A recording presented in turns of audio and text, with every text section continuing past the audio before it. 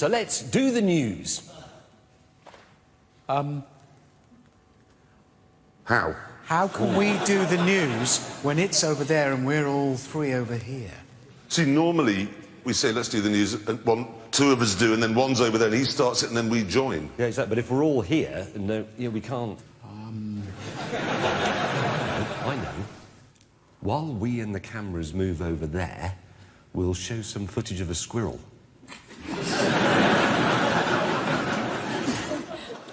Right, the news. Do you remember that six-wheeled Mercedes G-Wagon that I drove? Six-wheel drive thing. Yes, in the desert. Yeah, yes, yes. Thing. Well, Mercedes have now announced that they're making a four-wheel version of it. Oh, there it is. Yeah, look at that. So they've made a four-wheel version of the six-wheel version of the four-wheel car they already had? I think it looks great.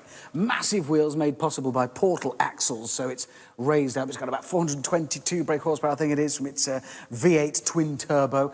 It is quite costly. £200,000 for that. I know. But if you look closely, it's got side pipes. Oh, yes. And all of a sudden, ladies and gentlemen, Richard Hammond has become uncomfortable in his trousers. Well, I do love side pipes, then. I can tell that from the shape of your front pipe. Oh, is it show? But just before we move on and do the news, can I just say, if you're standing in a field with a severed arm, you don't want the NHS to arrive in a diesel van. You don't want someone coming in a hearse. It's a Cosworth hearse. I don't care if it's a Bugatti hearse, it's still a hearse. And what it says to the patient is, you're not going to make it. It does, James. It does. But the point I'm trying to make is this, OK? Not only are you bothered about what car they come in, but also the driver. You don't want to be rescued by Josh out of Casualty. You want Lewis Hamilton. Now, that is a good point, actually. It is. It is, because if you think about it, racing drivers are like actors. At any given moment, 97% of them are out of work. So why doesn't the NHS take them on? They could be doing something useful. And what's Nigel Mansell doing these days? Because he'd be a brilliant ambulance driver, wouldn't he? With his comforting Brummie accent and his reassuring moustache in the front of the ambulance. I'd love to know he was there.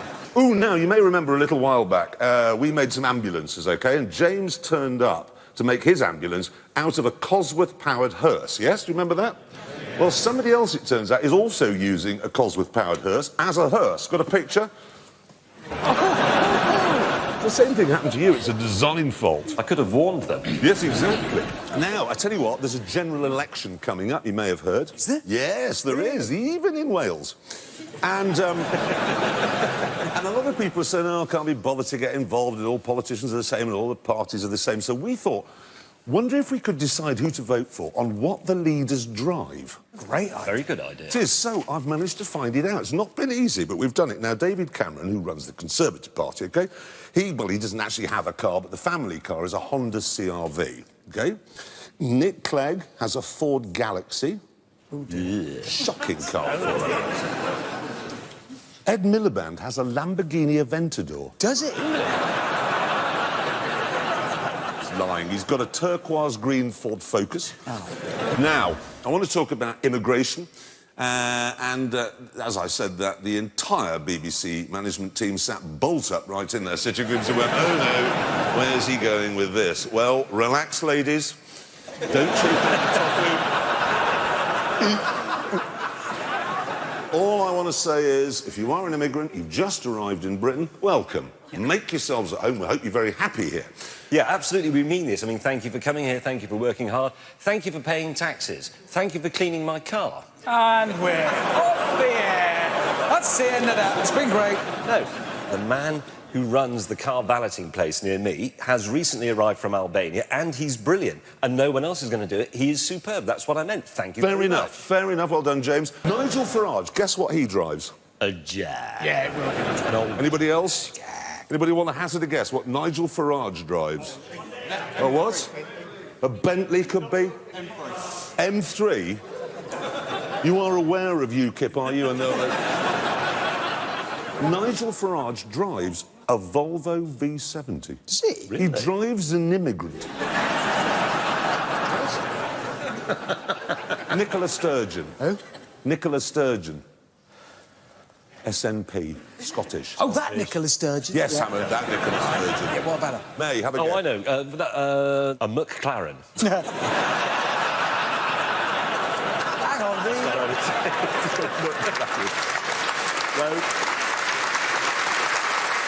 Oh, now, big news.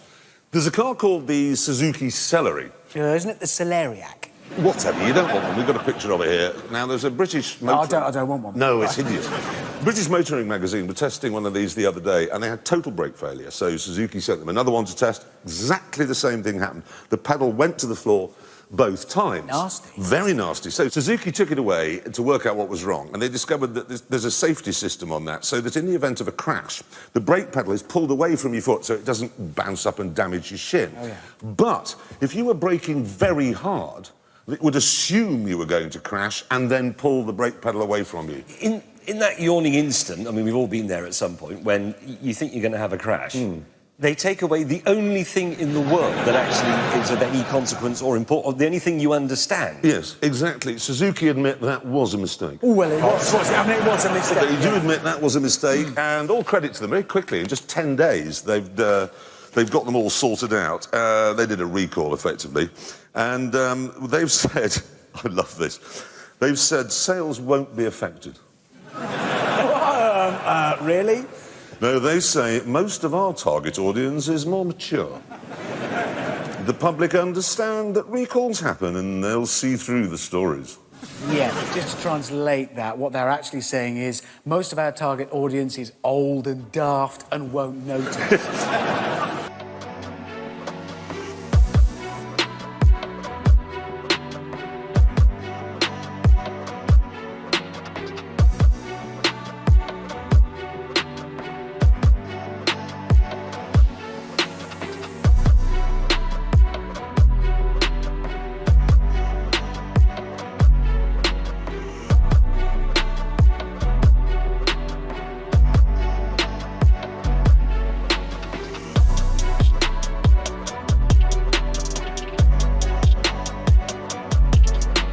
Didn't actually feel like it would be that fast when I was driving it, to be honest. No, that's because, yeah, you were driving it. Right, and now we must do the news, and we start with big news. This is the biggest news we've had in a long time, I would say, because Ford, for the very first time, is making the Mustang in right-hand drive and will be bringing it to the UK officially. You can buy them over here. There it is. Two versions. You can have a 4-cylinder EcoBoost for £28,000 or for £33,000, a 5-litre V8. The one I want, though, is the Shelby, the 350 GTR or something like that. It's 520 horsepower V8. That's the one. There it is, look. It looks brilliant. But you can't. They're not bringing that one here. They're not selling that one to us. Why? It is going to Canada in a year. Yeah, no, but so's the internet. But that's... Yeah, but that's not coming here. No, we can't. Why won't they sell it to us? I don't know. But you must be very looking forward to a right-hand drive Mustang, Richard Hammond. Yeah, you'd think. No, not really. Because I don't want a right-hand drive Mustang. Once it becomes right-hand drive, it's like it's trying too hard to be British and sophisticated and something it's not. I know what you mean. It's like when Americans come over here and start using words like bloody. Yes, Isn't it? It's exactly that. It is, and they say, I'm going to the bloody pub. It doesn't sound right. That's the... Exactly, it's the same. it is. Or they say mate. They try and say mate, but it just doesn't Yes, work. because they think that we're Crocodile Dundee, because Yes, it's all the same, because I haven't got atlases. Yeah. So that realistically should be called, now it's coming here, the Ford Bloody Quid, mate. Yeah. That's its name. Oh, now, there's a sort of motor racing. It's called GT3. Anyone seen it? There's a picture of a grid here, right, OK? Look at it. It's just amazing. Astons, McLarens, Porsches, BMWs, Nissan GTRs. Fabulous series. Yeah, very exciting because you can recognise the cars. But now Bentley has announced that they're going to build a car that's inspired by that race series. It's called the GT3R. Here it is, and it's a sort of stripped-down, pumped-up, road-going, two-seater version of the race car. 580 horsepower from its V8. I like the look of that. It does, and, well, you'll like the sound because it's got a titanium exhaust that they say gives it a baritone roar. So it's got Tom Jones underneath it. Basically, they've strapped Tom Jones. That's how it sounds. Aston Martin have got a very similar sort of thing called the Vantage V12 GT3. Exactly. Whoa, that is a V12, obviously. not quite cool. 600 horsepower, so 20 more than the Bentley, and it's half a ton lighter. That is properly blowing my frock up, Yeah, that thing. I don't know what it really is. Anyway, we must now do the news, and, oh, yes, we've had a number of complaints about last week's show. People said it was cruel to blow up a cow. Well, I want to make it absolutely plain. Right now, no cow was hurt in the making of that film. Its death was instantaneous. Yeah. Wouldn't have felt it. Immediate, wouldn't have known. Right, next. I think we should talk about the cars that we're looking forward to this coming year. Good idea. Yes, Time to actually. do it. Tell you what I'm looking forward to this year, coming What? up here. Well, let's have a look at it. The Aerial Nomad. Look Oh, at God. that! Come on! Some scaffolding. No, it's brilliant, is what it is. It's from Ariel, the same people who made the Atom. Remember the car that ripped his face off? I remember it. It grew back, sadly. But this thing is kind of an off-road version of the same thing. It's got a 2.4-litre engine now, and it's got all those body panels there. They're made out of the same material they use for traffic cones and boat fenders. So that thing is indestructible. It's a pity. It's brilliant. I love it. Yes.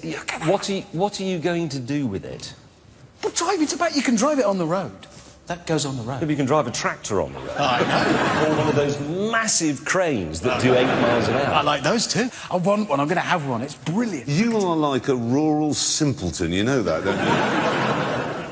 What do you mean he's like a rules?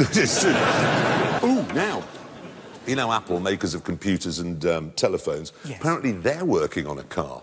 Really? Yes. Does it come with predictive steering? That's never going to work, is But it? there's no... I'm not sure that it will work, because every time you get in it, it'll say, what's your iTunes password? And then it'll make you have one that you can't remember.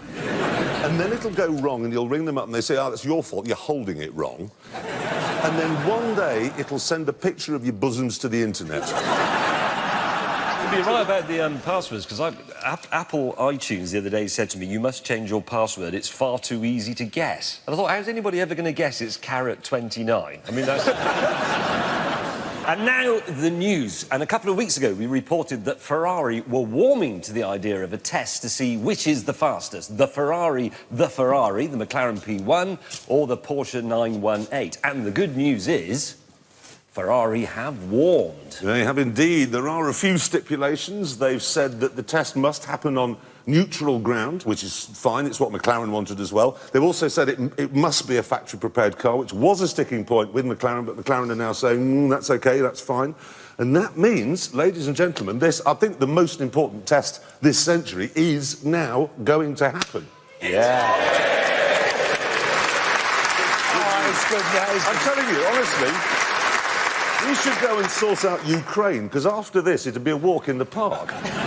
So, when we're going to do it? What, sort out Ukraine? No. Oh, the race. Well, as soon as Porsche can find us a car. Find us a car? Well, they made 918. I know, well, they've obviously lost them. Have they?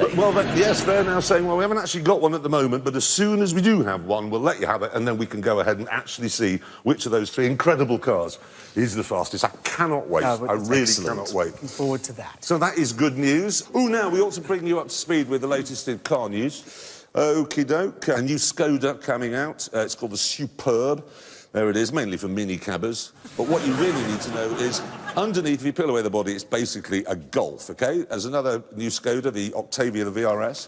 That's a Golf as well. New Audi RS3 Sportback. Here it is. That's a Golf. New Skoda Fabia. Ah, is that a Golf? No, that's Polo. Oh, it's confusing. I can't... It's not confusing. It Look, is. No, it's not. It's really, really simple. All cars are basically a Golf underneath, or a Polo, or a Fiat 500. Except for this. This is the Citroën DS5. That's basically a Peugeot underneath. Oh, and the Fiat 500X. That.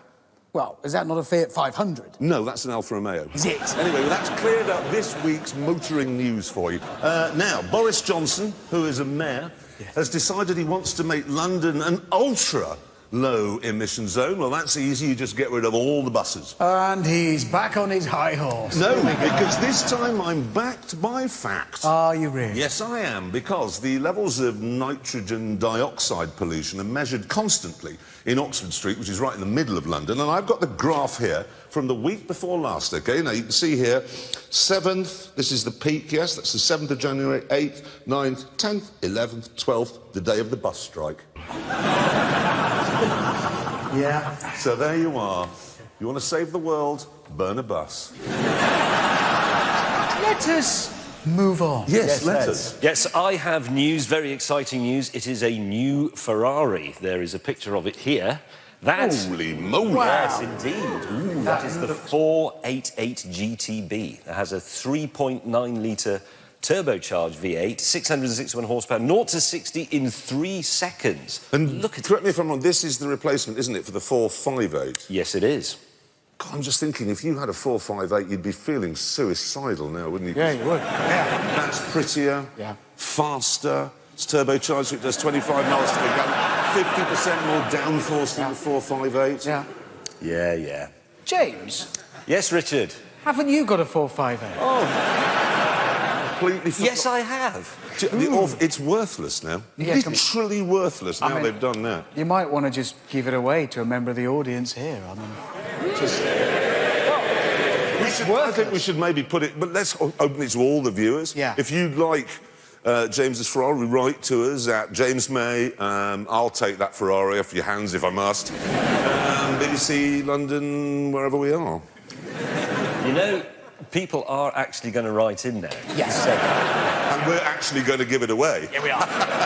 We're committed now. That is a thing of extraordinary beauty. But I have to say this, McLaren, quick to respond, they also have announced a new car. Can't remember what it's called, it doesn't matter. They sent us a picture of it, here it is.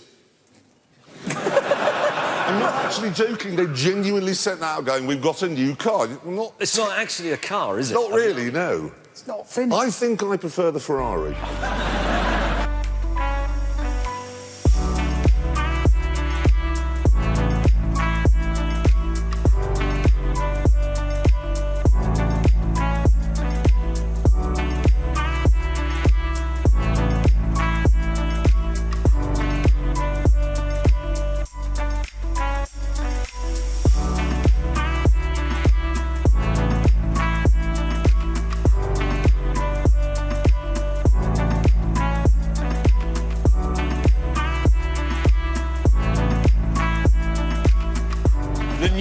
And we start with this. The new Ford Focus RS, that has 320 horsepower from a 2.3-litre turbocharged engine and, most important, this, four-wheel drive. You know what this is, don't you? This is the return of the Escort Cosworth. Yeah. Happy days. It is, I'm excited, but it won't be as good as a Fiesta ST. Well, it will. No, it won't. It will. Fiesta's 220 horsepower. I know, but it's about purity of experience in a hot hatch. That comes, apparently, according to one source in America, with a drift button. A what? Drift button. Push that, even he'll be able to drift. What, you push that and it just drifts? Yes. I don't want to drift. Yes, you do. I don't. Drifting is for the unintelligent. This isn't. It's a mating ritual. Girls love it. Yeah, it's right. No, it is. It's like having a massive tail. It's just me. In Ross on Y. I have news. What news? Vauxhall has a new car. No. Wow. Yes. And here it is. Whoa! Yeah. They have called it the Viva. Viva? They've brought the name back, yeah, Viva. Does anybody remember the original Viva? Oh, yeah. You do, original. Anyone? You're probably too young. Let me remind you, OK? There's a picture of it here, the original one. Oh, God. Look at it. Look at its silly little wheel. It really was a style-free car. It is ridiculous. Interestingly, though, if they were going to revive a name from Vauxhall's heritage and all that, why would they choose Viva? I know, because they had some great names. They had Cresta, they had Victor, Viceroy. They did a car called the Prince Albert. No. No, it was the Prince Henry. No, it's Prince Albert. No, Prince Albert, it's a ring they put through your chap. What, Vauxhall put it through you? No, no. People who, I don't know why, but they do. It's a ring they put through their chap. I thought it was a rod. Whatever it was, it's not a Vauxhall. It wasn't a Vauxhall. They didn't... Right, that's cleared that up. There was no Vauxhall Prince Albert. I want to talk about some experts who said last week they wanted to rip up all of Britain's railway lines, replace them with motorways that would then only be used by coaches. And I think that'd be a shame. Why would that be a shame? Because I like having coaches on motorways. Why? Because you can drive alongside them and use their Wi-Fi. Can you? Just... I can, honestly, we've not done that. It's fabulous. My kids always say, Daddy, Daddy, slow down to 70. I mean, sorry, speed up to 70. Catch the coach quickly so we can Snapchat this picture of a poo I've done. That's what they do. So it's like a free roaming Wi-Fi. Exactly. You do it on the way home, it's incredibly cheap. Anyway, the car I'm most looking forward to driving this year is a hybrid, actually. Is it? Dun-dun. There you go, look at that. It's the new Honda NSX. Been waiting years for this.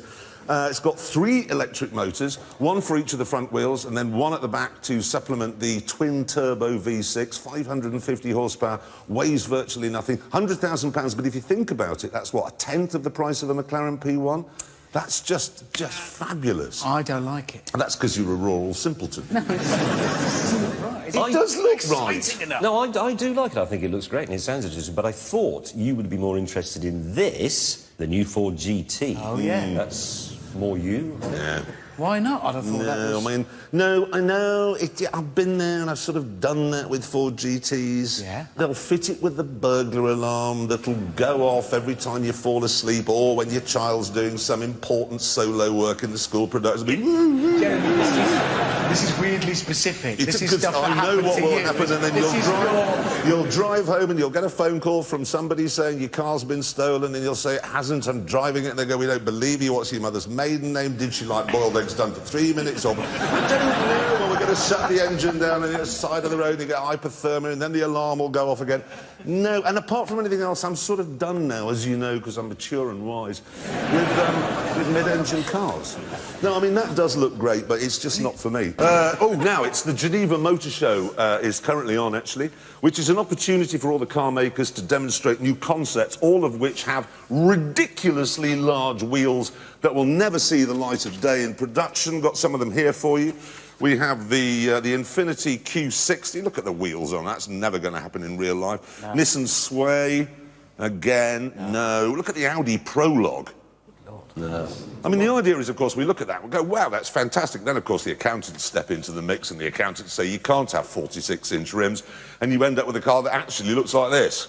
No, there is. Oh, now, there's a new special edition of the Range Rover Evoque. It's called the NW8. NW8? Yes. Well, they've named it after a London postcode? Yep. Next up probably will be the E17. Car that runs over its own driver.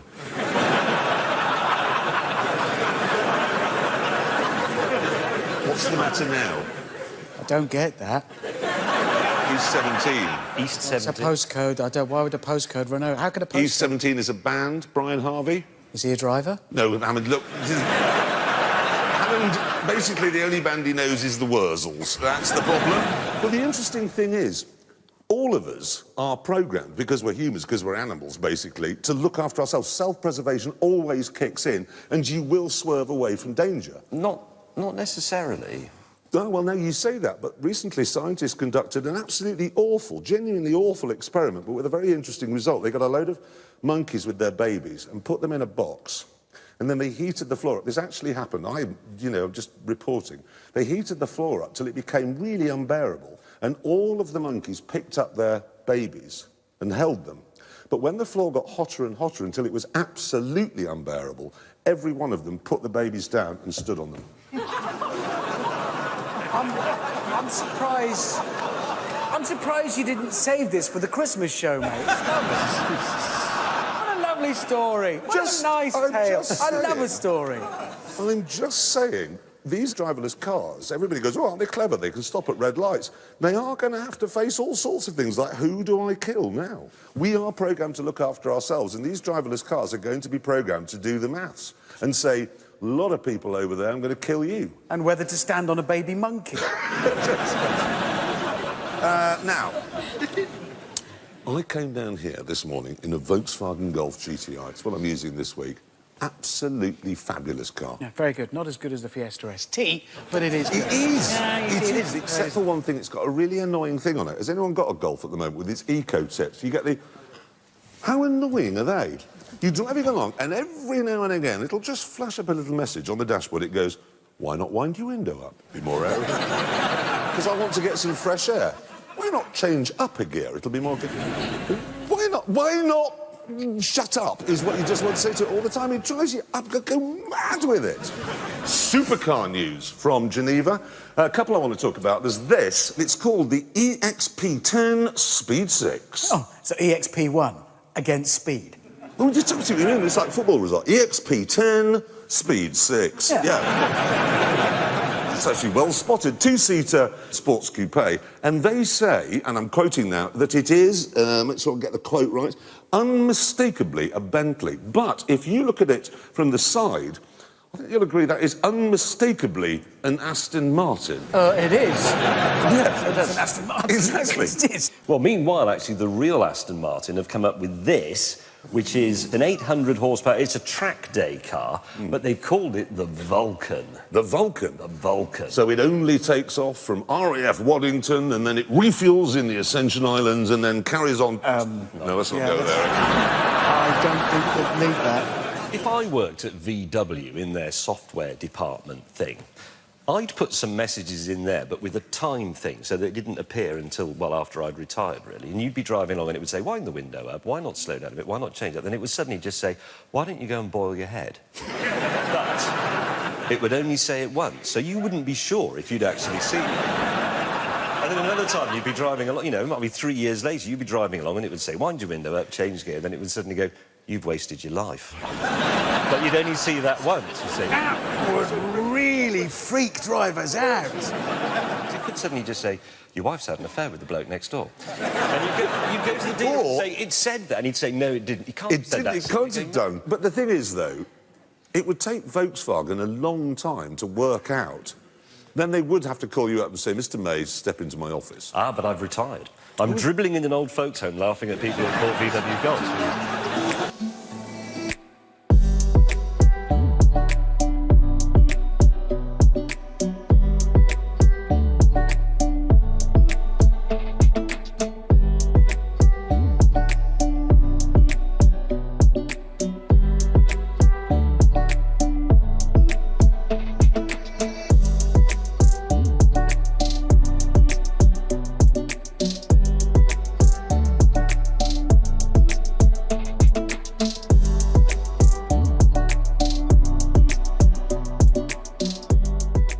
I want to talk about stopping distances. We touched on this when we were in Australia last week. You see, the government says we have to be limited to 70 miles an hour on the motorway because the stopping distance from 70 is 315 feet, which they say that's an acceptable stopping distance, so therefore you can't go any faster than 70. Yeah, exactly, but we know that it isn't 315 feet, don't we? Because we demonstrated this in Australia. Well, from 60, week. yes, but we made the point. So what we were wondering is how fast do you actually have to be going before you need 315 feet to stop? So we actually decided this morning, in fact, to do an experiment. Yeah. We've got footage of it here. It's the Stig driving along in a diesel-powered Vauxhall Insignia, and he's building up speed to breakpoint now, full braking, and that's the Stig doing it, and there we are, 315 feet exactly. Anyone want to guess how fast he was going when he pressed the brake pedal? 100 miles an hour? 130 in a Vauxhall Insignia diesel. No, try to be realistic. 110. Actually, he was doing 112 miles an hour. So if the government says that the speed limit is determined by stopping distance, then we should be allowed to drive at 112 miles an hour. Perfectly logical. You can't argue with it. Logic. Have you seen this? It's a Fiat 500, yes. It's a limited edition thing they're doing. But what puzzles me is they've chosen to put an image of the original 500 on the side of it. That's just idiotic, because that's like saying, look how fat I've become. Oh, yeah. You don't see Eamon Holmes sunbathing with a diagram on his belly of what he used to look like as a teenager. Me, I used to be only this thin, and now I'm enormous. Which is what they've done. Nicola Sturgeon doesn't drive. What, in Scotland? Oh, no, I don't understand. How do you get around in Scotland if you haven't got a car? No idea. Anyway, she doesn't. Leanne Wood, that's your lot. Wells, Plead, Cymru. And Ox. Volkswagen Passat. Oh, God, I hate the Passat. Natalie Bennett from the Green Party. Oh, Lamborghini LM002. You've just got a picture of one of those, I think, somewhere. Yes, there it is. Yeah, that's the one. Yeah. You think that the Green Party boss drives that? Yeah, does she? You're absolutely right. Am I? Yes, she doesn't. Oh. No, she doesn't have one of those, weirdly. She doesn't own a car, but she is a member of a car club. Is it the Dodge Charger Owners Club? Weirdly, James, it isn't. Do they do track days? Now, a few years ago, we improved police cars, and last week we improved ambulances. Yes, we did. We are now the emergency service for the emergency services. Yeah, we are. Yeah. Yeah, we are. Absolutely. Quite a lot of people have written to us and they've said, right, when are you going to improve fire engines? No, but there's a problem. We've looked into this, and there's a problem, because if you have to build a vehicle that's big enough for all the water you need, and pumps, and ladders, and buckets, and 6 burly men and women in Wellingtons, what you end up with is a fire engine. Yeah. But specifically a British fire engine. That's important. Yeah, not one of those stupid American ones where all the firemen stand on the outside. They do. So you get there and there's nobody on board to put the fire out. Do you know what I like about the British fire engine? It says Dennis on the front. Dennis is a reassuring name. A Dennis would remember to return your lawnmower. It is interesting, actually, because American fire engines have really stupid names. I've got a picture of an American fire engine here. Guess what that's called? Fire engine. No, it's called the igniter. It is. I mean, how does... I've already got a fire! Exactly. It should be called the extinguisher. It's like they've probably got an ambulance called the hemorrhage. Yes. The thing is, right, all these leaders, every single one of them has a rubbish car. Every single one. Yeah. And I know why. It's because they all want to be seen as a man or a woman of the people. Yes, I suspect it is. But you can be seen as a man or a woman of the people, but still drive an interesting car. Yeah, you could have a Fiesta ST. That's a nice car. Would we vote for somebody who had a Ford Fiesta ST? I would. Immediately. I would, immediately. Yeah. What? Yeah. You wouldn't? Why not? What would you vote for? Someone who's interested in the NHS? No, somebody who's interested in Formula One. You'd vote for someone, irrespective of policies, if they were interested in Formula One? Are you watching this, Mr. Cameron and Miliband and Clegg? This is what's going to win a massive audience. Who here would vote for someone who was interested in Formula One? Right. There you go. 100% of the British people wanted to be interested in Formula One. Now, Brooklands, world's first purpose-built racetrack. Do you remember it? Well, no, he will. Oh, yeah, he will, obviously. OK, I've got some footage of it here to remind everyone. This was just outside London, and look at it, and everybody walked fast, and we're in black and white those days, and you went unbelievable. Look at this, 120 miles an hour on the banking, and then there's James May, look, in his pedal car. And then it was just fantastic, but the war started, they built an aeroplane factory on the circuit, and that was the end of that. Ever since, there's been a group of enthusiasts who want Brooklands to reopen. And last week, actually, they were given a grant by the lottery people of £4.6 million. And I just think that's going to be brilliant. Get that back. Astons, Bentleys, belting round at the weekend. Fotherington, Sauber, wheel to wheel with the Duke of Windham.